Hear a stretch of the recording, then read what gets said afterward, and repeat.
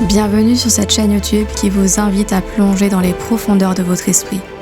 Ici, vous découvrirez des histoires qui vous aideront à explorer votre potentiel intérieur. N'hésitez pas à vous abonner pour ne rien manquer des prochaines vidéos.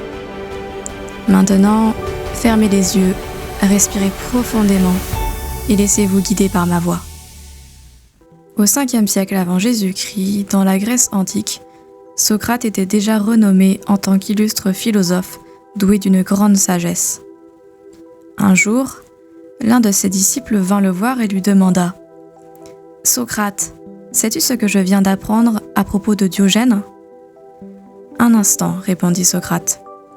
Avant de me raconter cela, tu dois passer un test. Je l'appelle le test des 3 filtres. Voyons ce que tu as à me dire. Le premier test est celui de la vérité. Es-tu absolument certain que ce que tu vas me raconter est la vérité ? À vrai dire, non, en fait, on me l'a raconté. Bien, dit Socrate. Tu ne sais donc pas si cela est vrai ou faux. Passons maintenant au 2e filtre, celui de la bonté. Est-ce que ce que tu vas me raconter à propos de Diogène est quelque chose de positif ? Non, bien au contraire. Soit, continua Socrate.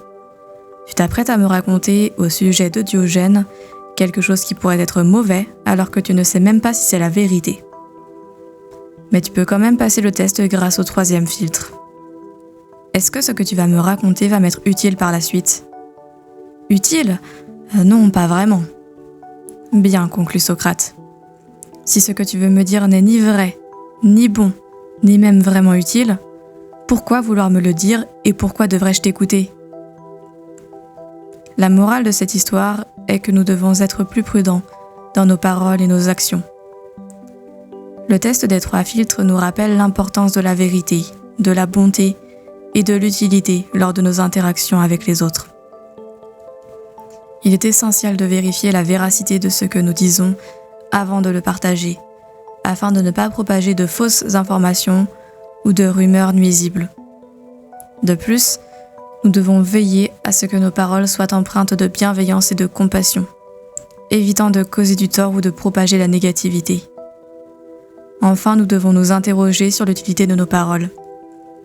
Est-ce qu'elles apportent quelque chose de constructif, d'inspirant ou encore d'instructif ? Si ce que nous avons à dire ne correspond pas à ces critères, il est peut-être préférable de garder le silence. En adoptant cette approche, nous favorisons des interactions plus authentiques, respectueuse et significative. Nous contribuons à un environnement où la vérité, la bonté et l'utilité sont valorisées et où nos paroles ont un impact positif sur les autres et sur nous-mêmes. J'espère sincèrement que cette histoire vous a plu. Si vous avez apprécié cette expérience et que vous souhaitez en découvrir davantage, n'hésitez pas à liker cette vidéo, à laisser un commentaire pour partager vos impressions et à vous abonner à la chaîne. Votre soutien est précieux et cela me ferait vraiment plaisir de vous retrouver dans les prochaines histoires. À très vite.